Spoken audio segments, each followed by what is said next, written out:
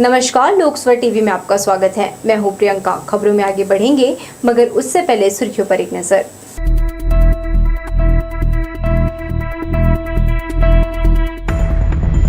जगत प्रकाश नड्डा ने कहा, प्रधानमंत्री नरेंद्र मोदी ने विदेशी धरती पर देश का बढ़ाया मान। छत्तीसगढ़ की कांग्रेस सरकार भ्रष्टाचार में डूबी। आगामी चुनाव में भूपेश को बिठाना है घर। कांग्रेस का बूथ चलो अभियान में मुख्यमंत्री सहित कई दिग्गजों ने बिलासपुर में डाला डेरा। कार्यकर्ताओं से की रायशुमारी, किया रिचार्ज। बेरोजगारी भत्ता और प्रधानमंत्री आवास योजना में जिले के हितग्राहियों के खाते में मुख्यमंत्री ने डाला 11 करोड़ से अधिक की राशि। लाभान्वितों से की चर्चा। और रतनपुर में निकाली गई डिंडी यात्रा, भजन कीर्तन करते किया गया नगर भ्रमण। जगह जगह हुई पुष्प वर्षा। तो ये थी सुर्खियां, अब खबरें विस्तार से।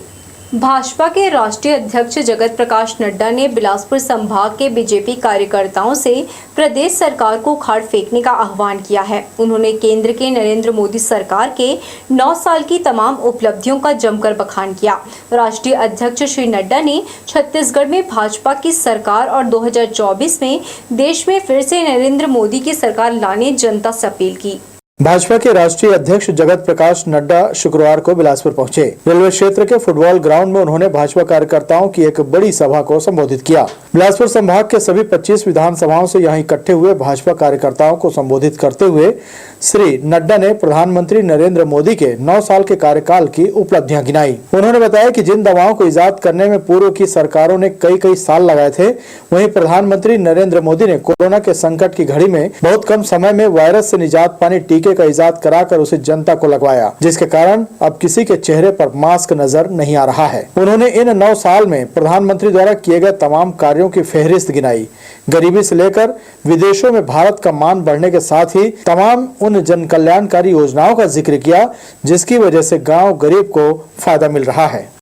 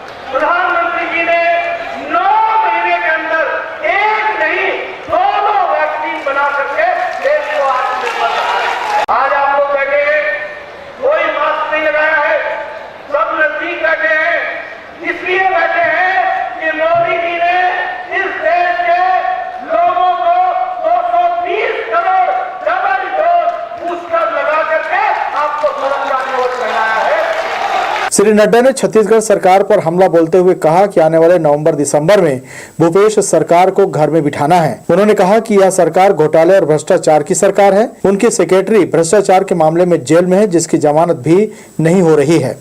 रेत, जमीन और कोयला जैसे तमाम मामलों को सामने लाकर उनमें कमीशन और भ्रष्टाचार के आरोप भूपेश बघेल पर लगाए।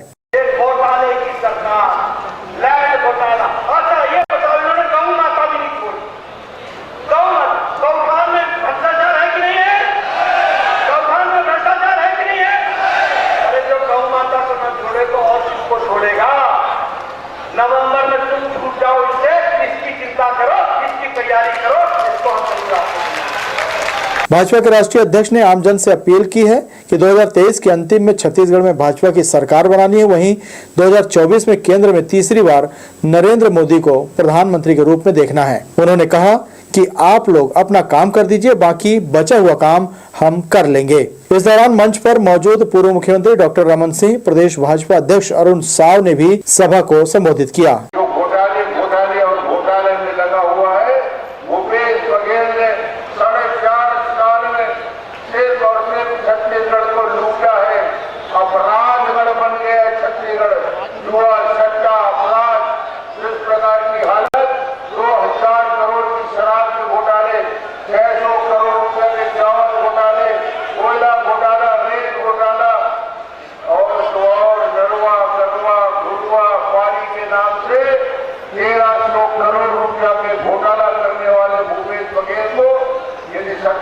बदलना है, तो दो बड़ा लक्ष्य लेकर राष्ट्रीय अध्यक्ष आए हैं। तो मैं आपको बताना चाहता हूं कि छत्तीसगढ़ में जगत प्रकाश नड्डा जी सबका माया करते, सबका छत्तीसगढ़ से उधर लगाव है। मैं बताना चाहता हूं कि दुनिया के सबसे बड़े स्वास्थ्य योजना आयुष्मान भारत योजना की शुरुआत जब स्वास्थ्य मंत्री रही है बीजापुर के जांगला गांव से प्रधानमंत्री माननीय नरेंद्र मोदी जी के हाथ से करवा रहे थे। ऐसे जगत प्रकाश नड्डा जी आज हमारे बीच में है। पूर्व मंत्री अमर अग्रवाल, पूर्व सांसद सरोज पांडे, भूपेंद्र सवन्नी ने भी भाजपा कार्यकर्ताओं को संबोधित किया। इस मौके पर विधायक धर्मलाल कौशिक, रजनीश सिंह, डॉक्टर कृष्णमूर्ति बांधी, अकलतरा विधायक सौरभ सिंह, प्रदेश भाजपा प्रभारी के अलावा पूर्व सांसद, पूर्व विधायक और संगठन के तमाम बड़े नेता यहां मौजूद रहे। लोकसभा टीवी के लिए कैमरामैन प्रदीप भोई के साथ इरशाद अली, बिलासपुर। भारतीय जनता पार्टी के राष्ट्रीय अध्यक्ष जेपी नड्डा शुक्रवार को न्यायधानी के चकरभाटा एयरपोर्ट पहुंचे। यहां पूर्व मुख्यमंत्री डॉक्टर रमन सिंह, सांसद अरुण साव, बिल्हा विधायक धर्मलाल कौशिक, पुन्नूलाल मोहल्ले, हर्षिता पांडे सहित भाजपा के दिग्गज नेताओं ने राष्ट्रीय अध्यक्ष श्री नड्डा का जोशीला स्वागत किया। प्रधानमंत्री नरेंद्र मोदी के नेतृत्व में केंद्र सरकार के 9 साल पूरे होने के अवसर पर भाजपा देश भर में महाजनसंपर्क अभियान चला रही है। रेलवे क्षेत्र के नॉर्थ ईस्ट इंस्टीट्यूट मैदान में विशाल जनसभा को संबोधित करने पहुंचे श्री नड्डा का काफिला शहर के लिए रवाना हुआ। भाजपा के राष्ट्रीय अध्यक्ष जगत प्रकाश नड्डा के बिलासपुर दौरे को लेकर मुख्यमंत्री भूपेश बघेल ने बड़ा बयान दिया है। मुख्यमंत्री ने कहा, राष्ट्रीय अध्यक्ष अपने प्रदेश अध्यक्ष अरुण साव का मान रखे। उन्होंने कहा कि कई प्लेन रद्द हैं, उसका ध्यान रखें। ट्रेनें रद्द हैं, जिन्हें फिर से शुरू करने पहल करें। हवाई सेवा का विस्तार करें। विपक्ष के नेताओं के चुनावी दौरे को लेकर सीएम ने कहा, भाजपा के कई दिग्गज नेताओं का प्रदेश आना जाना लगा रहेगा, इससे कोई फर्क नहीं पड़ेगा। प्रदेश अध्यक्ष का अरुण साव जी का थोड़ा मान रखे और जो प्लेन जो रद्द हुई है, उड़ान योजना बंद हो गई, उसे फिर से शुरू करें और बिलासपुर के यात्रियों का ध्यान रखते हुए ट्रेन रेगुलर चले, इस बात के सुनिश्चित करें। सब लोग आ रहे हैं, अच्छी बात है। अभी अमित शाह जी आए, इसके पहले गिरिराज सिंह जी आए, अभी अब नड्डा जी आ रहे हैं, इसके बाद प्रधानमंत्री जी आएंगे, भारतीय जनता पार्टी सब लोग आएंगे। साल के अंत में होने वाले विधानसभा चुनाव को लेकर सत्ता पक्ष कांग्रेस पूरी तरह से एक्शन मोड पर है। मुख्यमंत्री भूपेश बघेल ने राजेंद्र नगर, तोरवा और सरकंडा में आयोजित बूथ चलो अभियान कार्यक्रम में हिस्सा लिया और कार्यकर्ताओं से संवाद करते हुए चुनावी टिप्स दिए। बूथ चलो अभियान के दौरान मुख्यमंत्री अपने कार्यकर्ताओं के नब्ज टटोल रहे हैं। वे शुक्रवार को बिलासपुर प्रवास पर रहे। मुख्यमंत्री भूपेश बघेल इस दौरान कई बूथ चलो अभियान कार्यक्रम में शामिल हुए। राजेंद्र नगर बूथ में पहुंचे मुख्यमंत्री भूपेश बघेल का कार्यकर्ताओं ने गर्मजोशी से स्वागत किया। यहां मुख्यमंत्री ने बूथ स्तर के सभी कार्यकर्ताओं से संवाद किया। मुख्यमंत्री ने कार्यकर्ताओं से कहा कि जमीनी स्तर पर काम करने से ही जनता का विश्वास जीता जा सकता है। उन्होंने कहा कि कांग्रेस की विचारधारा और सरकार द्वारा किए जा रहे कार्य को जन जन तक ले जाएं, ताकि फिर से दोबारा सरकार बने। बूथ अध्यक्ष और यहाँ के कार्यकर्ता, सेक्टर जोन के पदाधिकारियों से मैंने मुलाकात की और इनकी तैयारी के बारे में आवश्यक निर्देश भी मैंने दिए और उनसे जानकारी भी ली। तो अभी कुछ काम करने का और आवश्यकता है, तो हमारा बूथ जो मजबूत होगा उससे हमारे चुनाव लड़ने में आसानी होगी। बूथ चलो अभियान के दौरान मुख्यमंत्री भूपेश बघेल ने कार्यकर्ताओं को रिचार्ज किया और कहा कि एक एक कार्यकर्ता अपनी जिम्मेदारी तय कर ले और घर घर जाकर आम जनता के बीच शासन की योजनाओं और किए जा रहे कार्य की जानकारी दें। सबसे बड़ी बात यह है कि सभी हमारे नेताओं को कांग्रेस के इतिहास के बारे में जानकारी होना चाहिए। दूसरी बात, यूपीए सरकार और वर्तमान में छत्तीसगढ़ में कांग्रेस की सरकार, इसके उपलब्धि के बारे में जानकारी होना चाहिए। तीसरा, भारतीय जनता पार्टी केंद्र सरकार की नाकामी और भारतीय जनता पार्टी के जो अफवाह फैलाने की जो योजना है उसकी जानकारी साथियों को होना चाहिए, ये बात मैंने कही। राजेंद्र नगर में बूथ चलो अभियान के बाद मुख्यमंत्री तोरवा के लिए रवाना हुए। उसके बाद मुख्यमंत्री सरकंडा में आयोजित बूथ चलो अभियान कार्यक्रम में पहुंचे। यहां भी उन्होंने बूथ के कार्यकर्ताओं से संवाद किया। कैमरा पर्सन सुशांत सिंह के साथ आशीष मौर्य, लोकसभा टीवी, बिलासपुर। छत्तीसगढ़ में होने वाले विधानसभा चुनाव के लिए कांग्रेस अब पूरी तरह से चुनावी मैदान में उतर चुकी है। बूथ चलो अभियान के तहत कांग्रेस पार्टी के बड़े नेता बूथ स्तर के कार्यकर्ताओं से सीधे संवाद कर रहे हैं। शनिवार को वन और पर्यावरण मंत्री मोहम्मद अकबर मस्तूरी विधानसभा में कई बूथों में जाकर कार्यकर्ताओं से सीधे संवाद किया। कांग्रेस प्रदेश प्रभारी से लेकर मुख्यमंत्री और कांग्रेस के दिग्गज नेता मंत्री शनिवार को बिलासपुर जिले के अलग अलग विधानसभा सीटों पर बूथ चलो अभियान के तहत कार्यकर्ताओं को ट्रेनिंग दिए। दरअसल छत्तीसगढ़ विधानसभा चुनाव को लेकर अब कांग्रेस पूरी तरह से एक्टिव मोड पर आ चुकी है। इसी साल के आखिरी महीने में होने वाले विधानसभा चुनाव को लेकर सत्ताधारी कांग्रेस ने फिर से छत्तीसगढ़ की सत्ता पर काबिज होने प्लान तैयार कर लिया है। इसके लिए अब कांग्रेस माइक्रो बूथ मैनेजमेंट की तैयारी कर रही है। इसके अंतर्गत सभी बूथ के कार्यकर्ताओं से विचार विमर्श और चर्चा भी की जा रही है। इसी कड़ी में मस्तूरी विधानसभा क्षेत्र के बिल्हा ब्लॉक के ग्राम गतौरा में बूथ कार्यकर्ताओं की बैठक आयोजित की गई। बूथ चलो अभियान के तहत आयोजित इस बैठक में शामिल होने छत्तीसगढ़ शासन के वन मंत्री मोहम्मद अकबर पहुंचे। पाठ्य पुस्तक निगम के अध्यक्ष शैलेश नितिन त्रिवेदी भी उनके साथ इस कार्यक्रम में शामिल हुए। ग्राम गतौरा में कांग्रेसी कार्यकर्ताओं द्वारा वन मंत्री मोहम्मद अकबर का भव्य स्वागत किया गया, जिसके बाद मंच के माध्यम से मंत्री मोहम्मद अकबर ने सभी बूथ कार्यकर्ताओं व बूथ अध्यक्षों से सीधे संवाद किया और उन्होंने शासन की तमाम योजनाओं की जानकारी की समीक्षा की। उन्होंने सभी कार्यकर्ताओं से बूथ लेवल पर पकड़ मजबूत बनाने को कहा। प्रदेश कांग्रेस कमेटी के सारे पदाधिकारी, सारे मंत्रीगण, सारे लोग अलग अलग बूथों में जाके बूथ की जानकारी दे रहे हैं। राज्य सरकार की योजनाओं के बारे में भी बूथ प्रभारियों को दिया जाना है और किस प्रकार से बूथ लेवल का जो काम है, तो बूथ लेवल के एजेंट होते हैं जो नाम जोड़वाना या नाम कटवाना, परिस्थिति बस जो भी होगा उसके बारे में इनको अपना काम करना है। विशेष करके राज्य सरकार ने जो 4.5 सालों में काम किया है, इनकी योजनाओं की जानकारी देना जरूरी है आम जनता को कि भाई उनके लाभ के लिए सरकार आखिर क्या क्या कर रही है। तो उसी के बारे में विस्तार पूर्वक बातचीत हुई है और मैं सब समझता हूँ कि आने वाले समय में इसका लाभ मिलेगा। पार्टी ब्लॉक कांग्रेस कमेटी की, जोन कमेटी की, सेक्टर कमेटी की और बूथ कमेटी की, इसकी स्थिति का हम आकलन कर रहे हैं। बहुत अच्छे ढंग से यहाँ पे समितियों का निर्माण हुआ है और समितियों का गठन आज हम लोग हर हालत में पूर्ण कर लेंगे। समितियों का गठन पूरा करने के बाद जब विधानसभा में पूरी समितियां गठित हो जाएंगी तो वहां पर कार्यकर्ताओं के प्रशिक्षण शिविर का आयोजन किया जाएगा। इस अभियान के तहत कांग्रेस के बड़े नेता कांग्रेस कार्यकर्ताओं को छत्तीसगढ़ सरकार की तमाम फ्लैगशिप योजनाओं के साथ साथ माइक्रो बूथ मैनेजमेंट का प्रशिक्षण दे रहे हैं। इस कार्यक्रम में सभी जिलाध्यक्ष, जोन अध्यक्ष, ब्लॉक सेक्टर और बूथ के अध्यक्ष मौजूद रहे। लोकसभा टीवी के लिए कैमरामैन जय साहू के साथ भूपेंद्र सिंह राठौर की रिपोर्ट। प्रदेश भर में कांग्रेस का बूथ चलो अभियान शुरू हो चुका है। शुक्रवार को इस अभियान के तहत प्रदेश प्रभारी कुमारी सैलजा, मुख्यमंत्री भूपेश बघेल समेत कांग्रेस के तमाम बड़े नेता और मंत्री बिलासपुर के अलग अलग विधानसभा में कार्यकर्ताओं से सीधा संवाद कर उन्हें रिचार्ज कर रहे हैं। छत्तीसगढ़ पाठ्य पुस्तक निगम के अध्यक्ष शैलेश नितिन त्रिवेदी को सीपत ब्लॉक का प्रभार सौंपा गया है।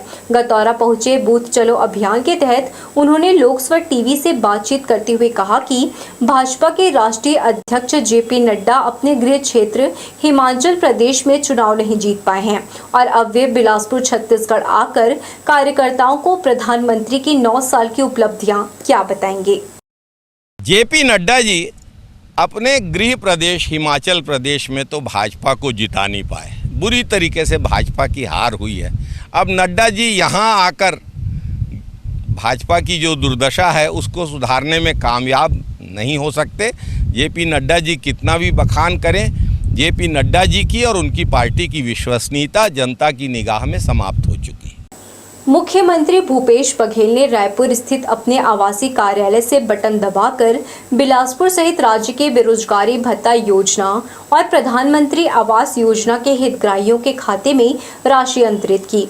इसमें बिलासपुर जिले के बेरोजगारी भत्ता योजना के तहत कुल 1,17,10,000 और प्रधानमंत्री आवास योजना के तहत 9,99,64,000 रुपए की राशि शामिल है। राज्य शासन की योजना बेरोजगारी भत्ता और प्रधानमंत्री आवास योजना के हितग्राहियों के खाते में मुख्यमंत्री ने नगद राशि डालकर उनके जीवन में खुशी लाने का प्रयास किया है। शनिवार को मुख्यमंत्री निवास से उन्होंने वर्चुअल तरीके से इसे अंजाम दिया। मुख्यमंत्री भूपेश बघेल ने इस अवसर पर बेरोजगारी भत्ता योजना एवं प्रधानमंत्री आवास योजना के हितग्राहियों से चर्चा कर उन्हें शुभकामनाएं दी। उन्होंने कहा कि सभी को रोजगार मिले और सभी जरूरतमंदों और गरीबों को पक्का आवास मिले, इसके लिए सरकार कृत संकल्पित है। शासन द्वारा हर वर्ग के लिए विभिन्न योजनाएं बनाकर उन्हें लाभान्वित करने का कार्य किया जा रहा है।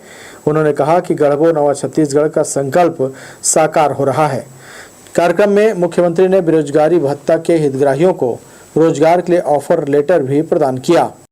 बेरोजगारी भत्ता योजना के अंतर्गत 1,16,737 शिक्षित बेरोजगारों को 31,69,60,000 रुपए की राशि का अंतरण किया गया और कुल मिला के 3 महीने में 80,64,25,000 रुपया अभी तक दिया जा चुका है।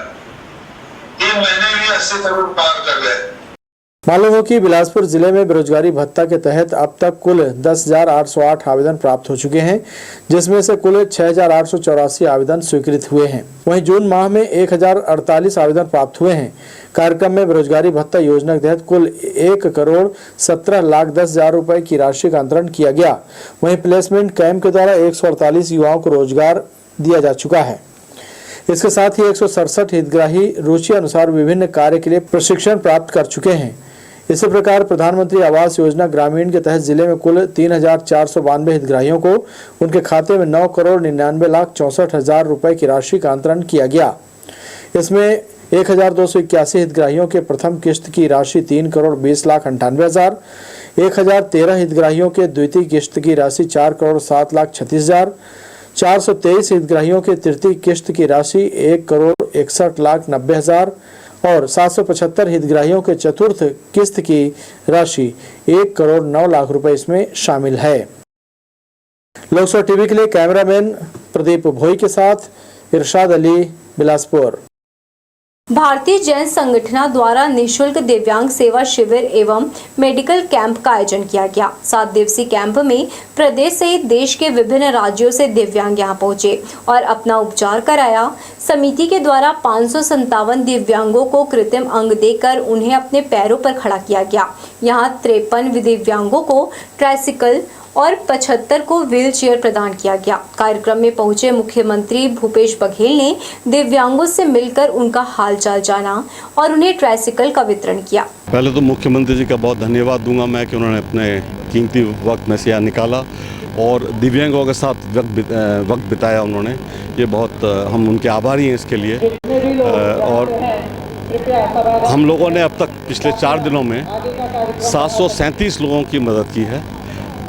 उसमें से 145 पाँव लगाए हैं, 115 कैलीपर लगाए हैं, क्रचेस दिए हैं, व्हील चेयर्स दिए हैं, ट्राइसिकल दिए हैं, 150 के आसपास हियरिंग एड्स दिए हैं और कुछ हाथ लगाए हैं जैसा आपने भी देखा था उसको।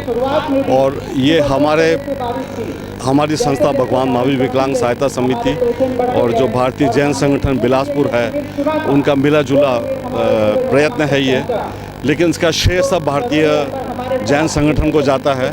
सारा बंदोबस्त उन लोगों ने किया है, लिस्टिंग की है, लोगों को बुलाया है यहाँ पे और आप देख लीजिए कितना भव्य अरेंजमेंट किया है। जो भी दिव्यांग आए हैं आदरपूर्वक, सम्मानपूर्वक और स्नेहपूर्वक उन लोगों की सेवा की है। इसके लिए मैं भारतीय जैन समाज के जो संगठन के जो सब बड़े अफसरान यहाँ पे हैं, पदाधिकारी हैं, उनका बहुत बहुत आभारी हूँ। 1975 में हमने चालू किया था काम और आज हम लोग 21 लाख से ज़्यादा लोगों की सेवाएं दे चुके हैं और न केवल हिंदुस्तान में बल्कि पूरे विश्व भर में। हमने दुनिया में 40 मुल्कों में कैंप किए हैं, 99 कैंप किए हैं और अगला कैंप जो 100वां कैंप है उसके लिए टीम कल पैलेस्टाइन जा रही है।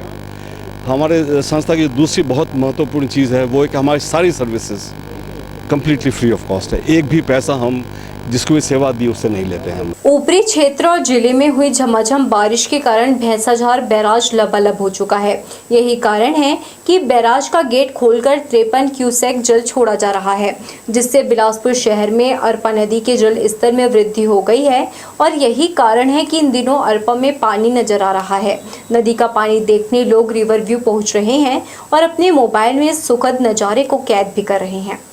बढ़ेंगे हम खबरों की ओर, मगर इससे पहले सुर्खियों पर एक नजर।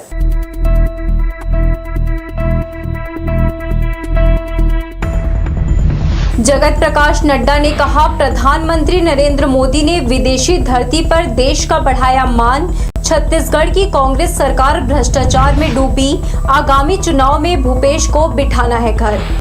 कांग्रेस का बूथ चलो अभियान में मुख्यमंत्री सहित कई दिग्गजों ने बिलासपुर में डाला डेरा, कार्यकर्ताओं से की रायशुमारी, किया रिचार्ज। बेरोजगारी भत्ता और प्रधानमंत्री आवास योजना में जिले के हितग्राहियों के खाते में मुख्यमंत्री ने डाला 11 करोड़ से अधिक की राशि, लाभान्वितों से की चर्चा। और रतनपुर में निकाली गई डिंडी यात्रा, भजन कीर्तन करते किया गया नगर भ्रमण, जगह जगह हुई पुष्प वर्षा। रतनपुर बड़ी बाजार स्थित पंढरीनाथ मंदिर मराठी संस्कृति का प्रमुख केंद्र है। इस मंदिर में लगातार 355 वर्षों से महाराष्ट्र के पंढरपुर की भक्ति परंपरा का जीवंत रूप आज भी देखने को मिलता है। यहाँ पंढरपुर की धार्मिक परंपरा अनुसार भगवान विट्ठल और देवी रुक्माई की पूजा अर्चना की जा रही है। साल में 2 बार यहाँ आषाढ़ी उत्सव और कार्तिक उत्सव बड़े ही भक्ति भाव से मनाया जाता है। रतनपुर का पंढरीनाथ मंदिर बड़ा ही अनोखा है, जहां 355 साल पुरानी परंपरा के अनुसार शाम 4 बजे पंढरीनाथ मंदिर से महाराष्ट्र के प्रसिद्ध संत काशीकर महाराज की पारंपरिक वेशभूषा में दिंडी यात्रा निकाली जाती है। संत काशीकर महाराज की वेशभूषा में सज धज कर मंदिर के पुजारी अनिरुद्ध नगरकर व सर्वधर्म समाज के भक्तों की टोली के साथ सामूहिक रूप से भगवान विट्ठल व देवी रुक्माई की भजन कीर्तन करते हुए नगर भ्रमण किया जाता है। इस यात्रा का जगह जगह पुष्प वर्षा के साथ स्वागत होता है। नगर भ्रमण के दौरान विभिन्न मंदिरों में जाकर भगवान की आरती उतारी जाती है। इस दौरान भगवान को परंपरा के अनुसार चातुर्मास के लिए शयन कराया गया। मान्यता है कि भगवान के शयन काल की अवधि में 4 महीने तक किसी भी प्रकार के शुभ कार्य नहीं किए जाते हैं। इस तरह यह दिंडी यात्रा नगर के प्रमुख मंदिरों में पूजा पाठ करते हुए शाम 7 बजे फिर से बड़ी बाजार स्थित पंढरीनाथ मंदिर पहुंची, जहां आरती के बाद इस आषाढ़ी उत्सव का प्रथम सोपान पूरा हुआ। बता दें कि संत काशीकर महाराज की पगड़ी, धोती, दंड व तानपुरा आज भी यहां सुरक्षित रखा हुआ है और इसी मंदिर में उनकी समाधि भी है। आषाढ़ी उत्सव कल से प्रारंभ हुआ है और आज देवशयनी एकादशी के पर्व के अवसर पर डिंडी यात्रा निकाली गई है और नगर के विभिन्न मंदिरों में देव स्थानों पर जाकर भगवान को डिंडी यात्रा की बधाई देते हुए, शुभकामना देते हुए प्रभु से निवेदन करते हैं कि प्रभु चातुर्मास आज से शुरू हो रहा है और आप विश्राम करें, ये एक भावना होती है। पंढरीनाथ मंदिर में सप्ताह भर तक चलने वाली आषाढ़ी उत्सव के दौरान इंद्रधनुषी अनुष्ठान में भगवान विट्ठल की पूजा अर्चना के साथ अनेक धार्मिक आयोजन किए जाते हैं। भगवान विट्ठल व देवी रुक्माई के अलावा इनके अनन्य भक्त संत ज्ञानेश्वर, पुंडलिक, नामदेव, तुकाराम, एकनाथ जी महाराज की कथा बताई जाएगी। हर मंदिर में जाते आरती अर्चना करते, पूजा करते हैं और भगवान को धन्यवाद देते हैं कि अभी तक जो मांगलिक कार्य सकुशल हमारे पार पड़े और 4 महीने जो चातुर्मास रहता है, भगवान का शयन काल रहता है, इसमें धार्मिक कार्य वर्ज रहते हैं। तो ये 4 महीने अनुष्ठान के लिए उपयोगी होते हैं। 4 मास तक हम लोग अनुष्ठान करके अपने आप को तेजस्वी बनाते हैं। उसके बाद फिर मांगलिक कार्य के लिए हम फिर दिंडी यात्रा निकालते हैं और भगवान को उठाने जाते हैं। इस समय भगवान का हम शयन कराने जाते हैं, फिर भगवान को उठाने जाते हैं। तत्पश्चात मंदिर के कल से कार्यक्रम शुरू है। इस मंदिर के निर्माण के बाद नगरकर परिवार की कई पीढ़ियों द्वारा परंपरागत ढंग से इस मंदिर में पूजा अर्चना की परंपरा चली आ रही है। इस प्राचीन परंपरा को आगे भी बढ़ाने में लगातार प्रयास किया जा रहा है। लोकसभा टीवी के लिए रतनपुर से विजय दानिकर की रिपोर्ट। किसानों के हित को ध्यान में रखते हुए खरीफ फसल के पहले ही समितियों में पर्याप्त मात्रा में खाद उपलब्ध करा दी गई है। इससे किसानों को खेती किसानी में खाद की कमी नहीं होगी। किसान सहकारी समिति पहुंचकर यूरिया, पोटास, डीएपी जैसे अन्य खाद लेने पहुंच रहे हैं। मौसम के साफ होते ही किसान खेती किसानी के काम में जुट जाएंगे। खरीफ वर्ष 2022-23 में धान के फसल के लिए किसानों का जो खाद का स्टॉक है हमारे यहाँ पर्याप्त मात्रा में उपलब्ध हो गया है और किसान बारी बारी आके अपना खाद उठा रहे हैं और तैयारियां भी जोरों पर है धान की बुआई का। और खाद की मात्रा तो पर्याप्त मात्रा में हमारे यहाँ उपलब्ध है, अभी सभी किसानों को वितरण किया जा रहा है। एनटीपीसी सीपत कोयला आधारित बिजली संयंत्र है। यहाँ बिजली उत्पादन के दौरान सह उत्पाद के रूप में राखड़ उत्पन्न होता है।